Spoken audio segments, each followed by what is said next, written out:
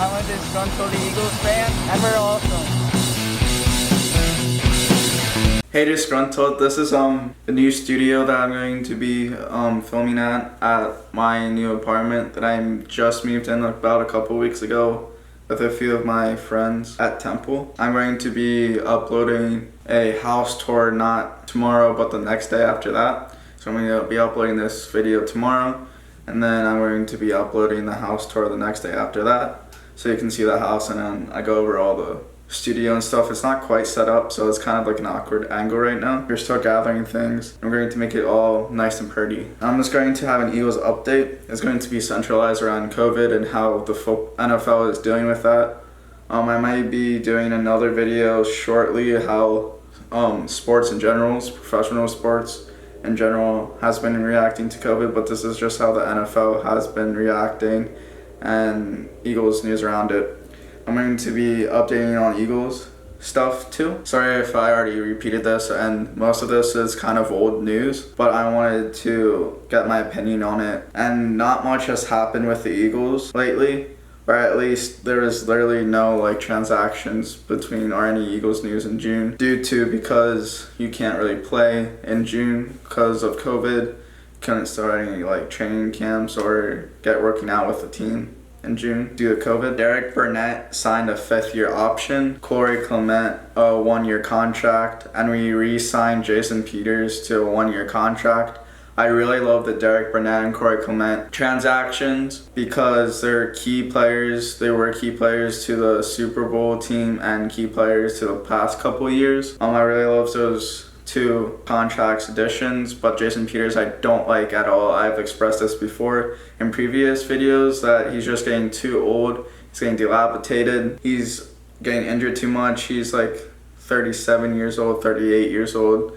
I feel like he just needs to retire, and I think we were desperate because Brandon Brooks, he is out for the rest of the year, this coming year, due to another torn ACL, so he's done for the year. Which he's probably one of the best, if not the best, offensive linemen in the NFL, so that really sucks. So I feel like we were just in desperation mode and re-signed Jason Peters to make up for it. So yeah, I don't like that Jason Peters move at all. Too many penalties, too many injuries, etc. We did agree to terms with all the rookies that we picked up in the draft, which is expected. Usually not that big of a news. Teams usually sign players that they pick in the draft. That's kind of a given. But Alshon Jeffrey is on the active PUP list. He's going to be out for 6 to 7 weeks. So he should be coming back around the middle of the season. I like Alshon Jeffrey as a player. He's really good in the red zone. He's kind of slow in getting up there. I expressed this before how I kind of wanted the Eagles to cut him due to his personality traits and his off the field antics, but if he can prove himself mid-season and get us blasted off into the playoffs, then he's going to be made up for all the rumors spraying around him because he's a number 1 or 2 wide receiver on the Eagles at least. Maybe not anywhere around the NFL, but on the Eagles at least. Roseman saying that he does not want Jeffrey to be cut. He does want to utilize him in a big part or a big way during the season to catapult us throughout to the playoffs. So Howie Roseman and the staff surrounding Jeffrey is very supportive, and they want to utilize him in major ways when he comes back after injury. Octavius Brown, a linebacker that we recently picked up off of the Chargers, he decided to retire early at the age of 26, which really sucks. He's only been in the league for 4 years. He entered it in 2016. He's very new in the league, so it doesn't really make sense that he retires. Probably just wants to protect his body with all the concussions and injuries that come with football, or he was in competition to be the starting linebacker, and we're desperately needing linebackers. For the past couple of years, we haven't really had that big smash mouth guy that we desperately need. So this kind of sucks that he retired early because I was kind of hoping that he was going to be the next linebacker on this team because we did let go Nigel Bradham. He went to the Saints. He's joining the Saints with Malcolm Jenkins, so they're going to be playing again. But the loss of Nigel Bradham and Nathan Gary, which I'll get to in a little bit, but just we're depleted on linebackers. And I really wanted us to sign Nigel Bradham back, but he was just going to cost us too much money. He was very good with us, and Jenkins and Bradham were going to be playing with the Saints now. We signed Vinny Curry to another one-year deal. He played with the Bucs a couple of years ago, and then the next year we signed him again, so he's been with the Eagles for a long time. The only time that he hasn't been with the Eagles is when he was with the Bucs, so we re-signed him to another one-year deal, which is a nice improvement. He can get a lot of pressures, a lot of sacks, disrupt the quarterbacks. Pressure is key, and he can get to the quarterback. So I want to talk about Deshawn Jackson's comments. A month ago, he posted Adolf Hitler quotes, and it got the medium swarming for obvious reasons and good reasons, and kind of attacking Jackson on why the hell would you quote Adolf Hitler. And so he apologized, and the team posted a thing on their Instagram and social media saying that they don't tolerate any of that, and Deshawn Jackson apologized, and he's going to start making efforts to better himself and not to quote any of the outrageous things that he was quoting on his Instagram story. It's good that he's he's trying to be a better person and look on the positives where he can grow from this and obviously not do the actions that he did. I'm glad that we didn't cut him. I was afraid that once this news erupted that we would cut him, because with everything happening with the Black Lives Matter and just like this social tension with the world, I thought that we would cut him with everything happening. I'm not saying that Adolf Hitler is related to the Black Lives Movement at all, but it's kind of like that social tension that's been building up recently. I thought that Deshawn Jackson would get cut for that. But I'm happy that he's growing from this, like I said before, and that we didn't cut him. I want to talk about the Washington Redskins rebranding to the Washington Football Team. Their new name is the Football Team, or Washington Football Team. They did an entire rebranding of their team. They got a new logo. It's not the Redskins logo that they have, it's just a W, and their new name is the Football Team, because all the good names were taken because some guy decided to troll them and take all the really good names and trademark them so that they couldn't use it or anyone else use it. So I just thought that entire situation was hilarious, with like people trademarking names and just basically trolling Washington. It goes with the whole social tension again, rebranding, because Redskins, social tensions between that, how that's kind of inflammatory or racist in a way. They changed their name and they're looking to get a new name that's not trademarked. So I'm kind of excited what their new name is going to be, but it's a whole dumpster fire for them. I'm going to talk about COVID and how it's affecting football and the Eagles in general, how it's affecting the NFL in general, and more specifically how it's affecting the Eagles. So they had this grace period where if players wanted to opt out for the entire season,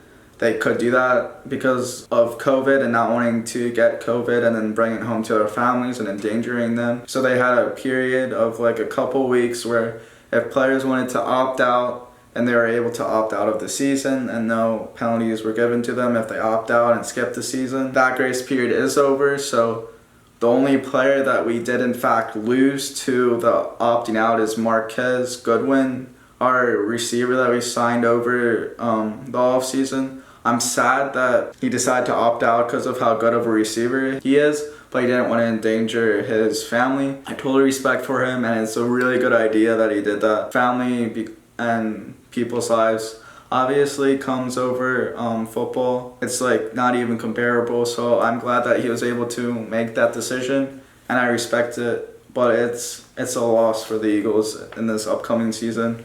Carson Wentz was debating on opting out, but he decided that he's going to play this season as well with his new child that was recently born a couple months ago, I believe. But he's going to stay safe and continue with the season. Doug Peterson actually got COVID and was out for a couple weeks. He was doing coaching and all his normal work online and during Zoom calls with a team and stuff, and he was coaching over Zoom. And he just recovered today, and he's back coaching today in person.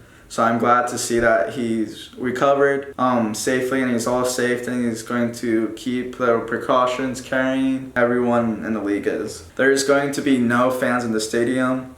The Eagles decided that a month or so ago. I don't really know exact dates on when these decisions have been made or contract signings. Eagles have decided not to have any fans in their stadium, and I think the NFL as a whole is not having any fans in the stadium due to COVID, and Philadelphia as a whole is not going to have any large gatherings, or the city of Philadelphia is not going to have any large gatherings until February, or they push that until February, so you're not allowed to have any large gatherings until then. I don't know if they push that back or any news on that, because that was a little while ago. You're not allowed to have any large gatherings. I don't know the specific number, what's considered a large gathering. I think that they should personally have spaced out, like a few thousand people in the stadium, but very spaced out, masks and everything, and you should be able to watch it. Kind of exclusive, like, stadium thing, because you can easily protect yourself from COVID if there's only like a few thousand people in a 60,000 people stadium, where you can even it out where they're not close to each other at all and still be able to watch the game.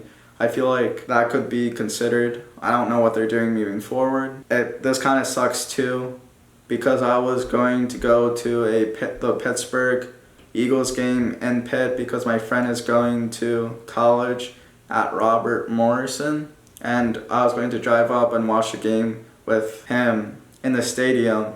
But now we can't do that, and that kind of sucks, because I was being all excited to watch the game with him. That got canceled. Teams as a whole can put a player, if any symptoms come up, put it on a COVID reserve list for 2 weeks if they do contract it. If they're playing, or if they do have symptoms at all, then they would be out on a reserve list for like a few days until they get tested and stuff, and then they're going to have regular testing as well. They can reserve a player and have more players come on or whatever. It so happens to be. So that's going to be interesting, because already a few Eagles are put on the COVID list. Nathan Gary, our linebacker, as I mentioned before, which kind of sucks, but it's only going to be like a couple weeks. It's not a major injury at all. Lane Johnson and Jordan Mailata, both offensive linemen and the linebacker, are both on the COVID list. It's going to be interesting as the season pushes forward and how many players are actually put on this reserve list. They're being really weird and suspicious about it. They're not specifying if it is COVID. When they are placed on the reserve list, they're not specifying it. So they're kind of being super weird about it and awkward, which is kind of annoying, because you would want to know if they have COVID or if it's an actual injury. But so it's going to be interesting with this, how the NFL as a whole reacts to COVID and how they're going to deal with the situation as a whole. So that's basically everything with COVID and how the NFL is adapting to it. I'm going to bring you more news if any updates are on COVID with the stadium and or how teams are moving forward. They did cancel preseason as well. There's not going to be any preseason games at all. They were going to limit it to just 2 preseason games, but they decided to not have it all, which sucks. I know preseason is one of the most useless things next to the Pro Bowl in the NFL, but it allows the younger guys to show their talents, and scouts being able to see the abilities of the new guys on the team. It should be at least 2 preseason games, but they were deciding that before COVID, that they should dumb it down or cut it down to 2 preseason games and then switch the playoffs around with 2 byes and stuff before COVID. But now since COVID, they're just cutting off preseason as a whole and not having it, which is a really good idea, because it allows the numbers to see further how the numbers affect and if they rise or go down, etc., etc. Now that's everything with COVID. I'm going to have a couple more things to talk about. I'm going to end it. It's a very long video because I've been slacking. I haven't posted anything in July, and now it's just a rush of content. Deshawn McCoy to Bucks. I was really disappointed because I was hoping that we would add another addition to the running back with Deshawn McCoy, and I kind of wanted him because with that sentimental value that he brings to it, and he was an Eagle for such a long time. The Bucks are an overpowered team, or offensive team now, with Tom Brady, Chris Godwin, Mike Evans, now with the addition of LaShawn McCoy, and Rob Gronkowski too at tight end. Their offense is looking very, very overpowered. They're reminding me of the Browns a year or two, where everyone's getting hyped on the Browns, but the Browns didn't really exceed how everyone expected them to. They did win 7 times more than they did the previous year, but they still went 7-8-1. So I'm kind of expecting the Bucs to do the same. Everyone's hyping up the Bucs.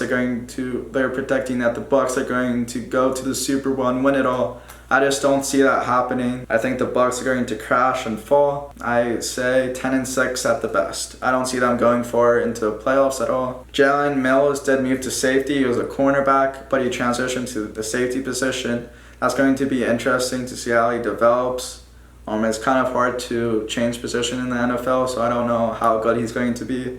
With the addition of Darius Slay, I think that's why he did it, and the newer guys at the cornerback still learning and stuff. So I'm excited to see our cornerbacks and defense area in that area, because with the safety, linebackers, and cornerbacks, because I feel like we're starting to get underrated now with that because of how bad we've been doing, but we've been developing our younger guys. They've been getting better, and addition of Darius Slay, and I feel like we're just really good at the cornerback position now. Not perfect, but we've definitely improved, because Ronald Darby did go to the Washington football team. I'm going to keep saying Redskins. It's going to take me a while to get used to that. He did go to the Washington football team. So Darby was one of those guys who was just crappy all the way around, and so I'm glad that we are improving in the cornerback position and cutting guys that aren't as good and were terrible the past couple of years, and not keeping on in that sentimental value, except for Jason Peters. Jason Avant, we did hire him as a wide receiver coach, and he's going to train the receivers, which is really good, because he is one of my favorite Eagles of all time, or at least in the wide receiver position, because I grew up with him and I saw him play with that older team in the later 2000s to early 2010s. I just grew up with him, and he's one of my favorite receivers with the Eagles, so it's going to be really exciting, that veteran receiver coaching the younger guys. I mean, he wasn't the most elite wide receiver at all means, but he does have experience about how to route running and getting open and able to make that secure catch. So I'm really excited for him to coach the younger guys at the wide receiver position. Timmy Jernigan is predicted to go to the Jags. He is one of my favorite defensive linemen. I'm sad that he's going too, because he was really explosive and got to the quarterback a lot with those big hits. I'm kind of getting annoyed with these 1-year contracts where you get attached to like good players and they cut him the next year and then they sign him the next year after that. It's getting really annoying for me. I feel like we should keep players if they're still in their prime and just sign them to longer deals. The 1-year to 2-year contracts are kind of getting really annoying for me, because I get really attached to certain players easily, and then it's sad to see them go. But it's kind of interesting to see them play on different teams and then play next to them. So I think that's everything that I wrote down, and that's everything that happened since the last time I talked to you guys. Sorry that this is a long video. Tell me in the comments below if you are liking this everyday upload schedule, because I am excited to be making more content. I might not continue this for that long because I don't have that much content to take or to film and edit and produce. I'm kind of running low because of how much I've been uploading, but I still have a couple more days worth. So tell me how you guys are liking this everyday constant upload, or if it's too annoying. Please share, comment, like this channel. It means a lot. Okay, that's it for this video. Sorry it's the longer end. They've been going on the longer end recently. Thanks for watching.